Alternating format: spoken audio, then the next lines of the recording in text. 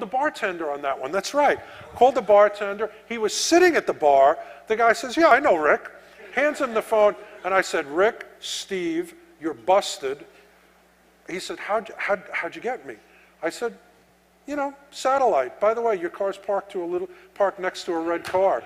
He said, how the hell do you know that? I said, busted. I go. Yeah. Then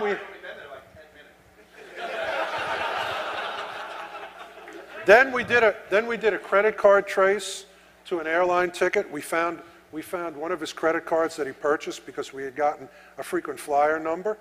And the frequent flyer, by the way, was inactive. So I went onto their website as Rick Dakin and reactivated it so I would know exactly what flights he was taking, what seat he was in and everything. And my little cousin was getting bar mitzvahed in Los Angeles, and I saw that he was flying through Los Angeles. 6 o'clock in the morning, he goes to check in. I walk up to him, I say, hey, Rick, how you doing? At LAX. I'm wearing a Brooklyn Dodgers sweatshirt. I put my arm around him, and a guy takes our picture. His face, you know the MasterCard, what, priceless? Match.com. Okay, this is the one where I thought Rick was actually going to, I mean, he's a big guy, and he takes martial arts. I used to box, but I'm getting old. Fortunately, Kung Fu Panda calmed down, and he didn't kick my ass, but I'll tell you what happened. I got this really attractive PI from Arizona, Michelle Stewart, real nice looking girl, who's a good friend of mine. Look, Rick's a single guy, computer literate. You know he's got a Match.com listing or something. So we did the proximity search, and we found his listing. No name. Just like, you know, horny author or something. I forget what it said. But we found it. And we set up a phony profile for Michelle. And we got her a drop cell phone and an identity and everything. We set it up like it was a CIA. Believe me, better than that Italian CIA operation. And we had her start corresponding with Rick. And just the hilarious profile. I used to be a cheerleader, now I'm a nurse, I'm moving to Florida, I'm going there to check out jobs, I'm just getting divorced, I haven't dated in years. Guys love hearing that, by the way. You know, I'd love to meet you while I'm there. And Rick is like, yeah, sure. So they set up a meeting, and we thought it was going too easily. We thought, oh man, Rick is a smart guy, he's really seeing through this one. So we set it up where we started calling his cell phone, and we busied out his cell phone so she could call, and he would hear a real voice. She could call with this really sexy, naughty voice and say, I'm on my way to the cafe, whatever it was, and just in case you don't recognize me, I'm wearing cut-off shorts and a white tank top, and I'll be there like 10, 15 minutes late, wait for me. Let me just say that Rick was there, and I walked in with a bouquet of flowers. So, yeah, and Michelle never left Arizona, and she sent him a whole note, I'm really Michelle Stewart, and I operate JAG investigations, and so on and so forth. Okay, now one of the more annoying ones, at least in terms of privacy, I knew that Rick wasn't feeling well. And I knew that from some purchases he had made. So I went and I did a Google proximity search near his house, found his pharmacy, called it up. They said, yes. I said, I'm Rick Dakin. You know, I just want to be sure my prescription's ready. Because I wanted to find his doctor's name. And they said, Mr. Dakin, you know, your prescription's not due to be refilled for another 45 days. I said, are you sure? Which one is that? Which doctor is that from? They told me the name. Okay, thank you very much. I called the doctor's office and I said, hi, I'd like to make an appointment for Rick Dakin. Can you, you know, do you have any days open? And they said, oh, Mr. Dakin, you're due for your 90-day something or other. Thank you so much. You know, can we tell you now or should we send you a postcard? I said, why don't you do both? So they told me the appointment, time, and date, and they sent him a postcard. And he took the postcard, and being a good little patient, he went to the doctor's office. And we got him. Now let me tell you some of the scarier ones. Most of you either know or don't know, with this crowd you probably know, that cameras have embedded tracking tags in it, EXIF tags. Every photo that you take has in it an embedded note, Rick Dakin took this photo. Bob took this photo. What camera you took it with, the day, the time, everything. I went on Rick's website, and I knew that he had stopped posting to his website, but he was still communicating with his friends. And I figured he had to have a Flickr site or whatever, and I couldn't find it. I went on his website, and I yanked down some photos, and I saw that they were all consecutive numbers, and then there were big blocks of numbers missing. And you had to figure that these were photos that actually showed where he was and what he was doing, that he didn't want to post where I could see him. So I checked the photos, and I got the EXIF tags, and to make a really long story short, we ran a program where we hit Flickr, we grabbed all the photos matching the matching the particular EXIF tag numbers and those ranges. We checked them for the EXIF number. We found Rick's hidden website, and on that website we found out that he was going to a Master of Fine Arts course in Wisconsin. Oh, that's right, I'm sorry, Seattle. Excuse me. Oh, I have Washington up there. Okay. And I called him at the school, and I said, "You're busted." And he said, "No, I'm not busted. No, I'm not busted. I'm not going to accept this as a bust." That's right. See, even I need to read the book. I called the registrar's office, and I said, "This is really urgent. Could you give Mr. Dakin a note with this phone number? Tell him Big Pig needs to speak to him urgently." So they went and they put a Post-it on his dorm room door. And he had somebody call, so it wasn't him, so it wouldn't be contact.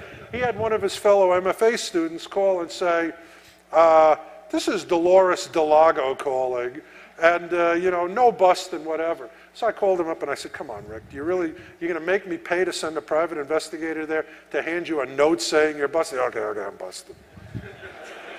Then finally, Rick started getting really, really good at this. Really good. And I was at 45 days without finding him. And I do not want to vote Democrat. So I put up a website, which is still up, you can look at it, called rickdakinhunting.com. Basically wanted. We're looking for this guy. It's a bet. Anybody gives me information, I'll put you in a book, I'll pay you money. Just tell me where to find this guy right away. What else did I do? I went to all the investigative and law enforcement news groups and I said, "I need help finding this guy. Here's the bet. This freaking lefty writer is going to make me look bad. Help me find this guy." In 3 days, I got 5,000 unique hits on the webpage. Presumably all investigators. And people started sending me the freakish, I mean, he's seen them, the freakest email, like, let's put a bolo, be on the lookout out on his car. We'll have him picked up and we'll tell you where he's locked up. And no, don't do it. Finally, one guy realized what I didn't realize. When I started looking for him, I had checked all the public records. I hadn't rechecked them. This guy did a brand new search with brand new eyes. And he saw that Rick had formed something called the Church of Cthulhu. Long story, you'll read about it in the book. It's not as freaky as it sounds. It's not guys with hoods and sacrificing virgins, mainly because there are no virgins in Florida. And anyway, that's why there's no volcanoes in Florida, no virgins to sacrifice to them. Anyway, so somebody found it, and we ran the Church of Cthulhu, and we found a phone number, and the phone number led to a website, and we found out they were having a church ceremony, and I flew down to Florida, and in the middle of the church ceremony, I went in and went, and we called a truce. And we wrote the book, and you can reserve a copy at stealingyourownidentity.com. Now, quick recap, promise this will take 30 seconds. In fact, less. Every bit of information out there that can be gathered on you is being gathered. And it's not just being kept in separate places with a Chinese wall between it. It's being combined, it's being cross-referenced, it's being filtered through artificial intelligence scripts. And if I have any lead on you, any identifier, any initial piece of information, I can build out from that to your entire life story.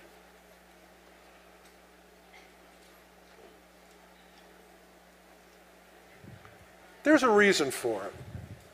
It's not all privacy invasion. If you apply for a mortgage, the bank has a right to be able to find out about your finances. If you hire a nanny, you should be able to know if she was a child molester. If you're dating somebody from another city and getting serious with them, you should be able to effectively do a background investigation on them to know that you're not marrying son of Sam. It is just too easy to do fake ID.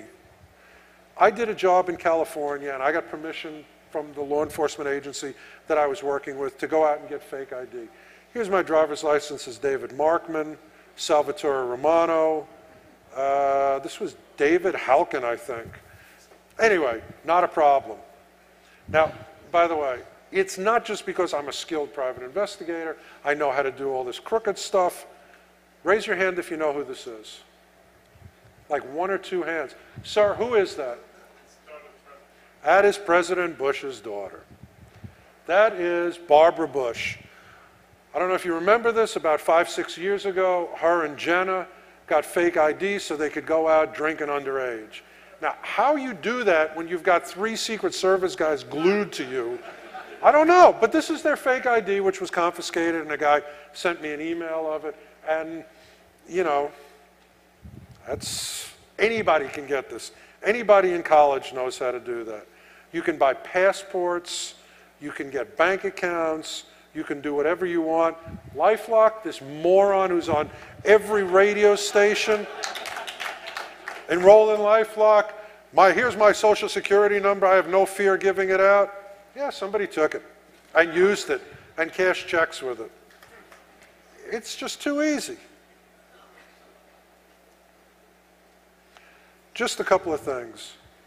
While there are good reasons for the government to have data on us and use it, occasionally they get out of control, like their falafel data mining program. I don't have time to tell you about this. Look it up. We are going to go right now into, one last thing.